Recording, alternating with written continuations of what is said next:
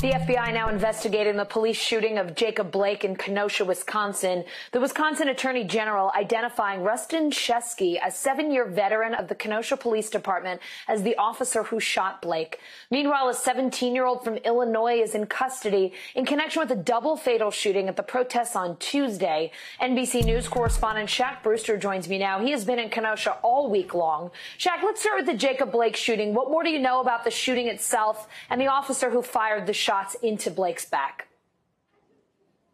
Well, Allison, you mentioned some of the more recent information that we learned, that the officer was a 7-year veteran, Mr. Rustin Chesky, and we also know a little bit more of the timeline and the circumstances surrounding what exactly happened on that Sunday evening.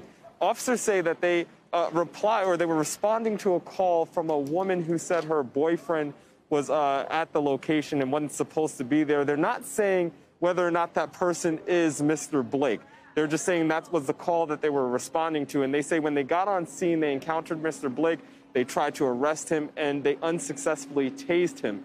In that interaction at some point, they say that Mr. Blake admitted to them that he had a knife in his possession. They do not say whether or not they saw that knife or whether or not they knew where that knife exactly was.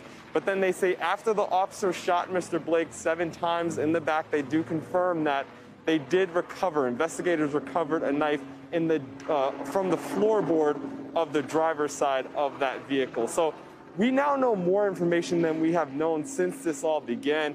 We had that statement that came out on Sunday evening after the shooting, but now we're starting to get a fuller picture of exactly what happened and what occurred at that shooting. Allison, while I have you on this topic, I want to bring up a new statement or a new tweet that we just heard from Andrew Yang. And the reason why I'm doing that, I know that might sound a little bit confusing, but the reason why I'm reading this tweet is because he says he just spoke to Jacob Blake Sr., the father of Mr. Blake, who's in the hospital right now. And Mr. Yang says his son is conscious. He says his first question after he woke up was, quote, "Daddy, why did they shoot me so many times?"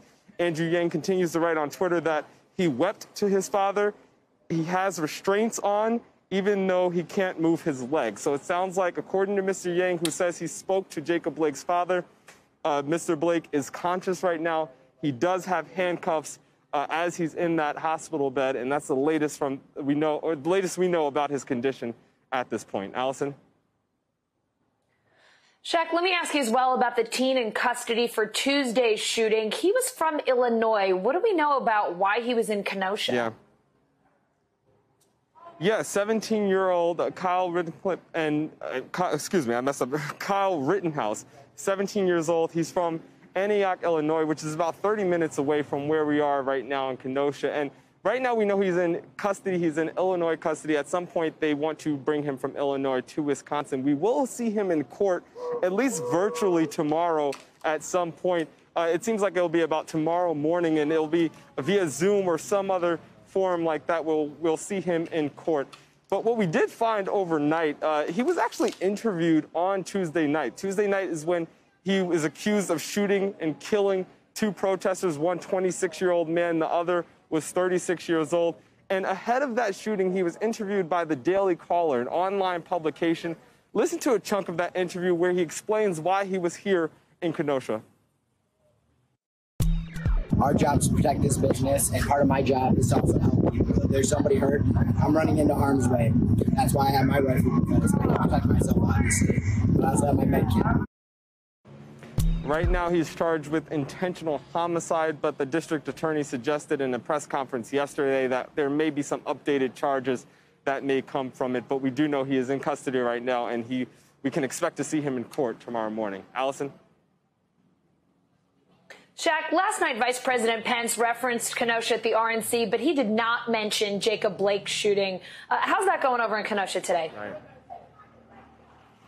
Well, I'll tell you, Allison, it's not something that many people here are focused on right now. I know you see behind me, people are painting up these murals that are going on. You see there's plywood all over the city that we saw all downtown after that first night of violence. People started to protect their businesses, and you see some people still painting, and this is something that goes on block by block. We're at a different location than we were when I spoke to you even just 2 hours ago. But what people have been telling me is this is where they want their focus to be on. They want their focus to be on healing the community, on bringing people together. They still see that video and they still understand there's outrage over the shooting of Mr. Jacob Blake, but they want people to come together and do so peacefully. One thing to also note about what we've been hearing, yes, Vice President Pence, he did not mention Jacob Blake by name, but listed Kenosha as one of the cities where he's calling on the violence to end. Well, President Trump also has done something similar, referenced Kenosha and the violence and saying that he's sending federal officials. The governor of Wisconsin disputes that, but he says he's sending federal officials. But President Trump also never mentioning Mr. Blake by name. That is in stark contrast, and I know you were just talking to Ali Vitale about that, about what you're hearing from the Biden-Harris campaign. Vice President Biden almost immediately put out a statement. We heard Senator Kamala Harris today talk about how she felt viewing that tape and that video that came out on Sunday afternoon or Sunday evening. So you're seeing a dramatic divide between how different people and different leaders are responding to this crisis. Last point I'll make for you is here in Kenosha, this is a swing county. As we look ahead to November 2020 in the general election, this is a county that President Obama won twice in 2008 and 2012, and then President Trump flipped it by about 250 votes in 2016. So this is a swing county, and when you hear that message of law and order from President Trump, when you hear that message that we heard last night from Vice President Pence, it's areas like these that they're targeting right now, especially with the violence that we saw, with the rioting that we saw, and the looting and the destruction. It's areas like these and voters in areas like this that they're targeting when they have that messaging. So it will be an issue with this election. We know it's going to come up with President Trump in his speech tonight. It's expected to be an issue that you hear both candidates talk about and voters from both sides contend with as we head into the November election. Allison? Well, Shaq, we've been told to expect a very lengthy speech from the president tonight. We'll see if he mentions Jacob Blake by name then. Shaq Brewster in Kenosha, thank you so much. Thank you. Joe Biden taking issue today with President Trump's silence on Jacob Blake. In an exclusive interview with MSNBC host Andrea Mitchell, Biden accused Trump of rooting for more violence for his own political benefit. Here's part of that interview. Jacob Blake was never mentioned in any of the speeches at the Republican convention, not mentioned when the Vice President, Mike Pence, spoke last night. He also said that Joe Biden would double down on the very policies that are leading to violence in America's cities, adding that the hard truth is you won't be safe in Joe Biden's America. Your response to that? He keeps saying, yeah, Joe Biden's America. Look, while running a video of Donald Trump's America, the problem we have right now is we're in Donald Trump's America. You know, to quote Kelly Conway, she said, and I'm paraphrasing today, that they're looking for more violence and more disruption because it helps them politically.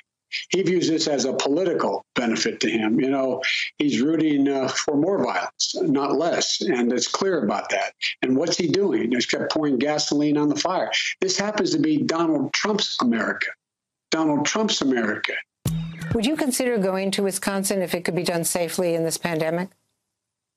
Yes, I would. I would consider that. What I don't want to do is I don't want to become part of the problem.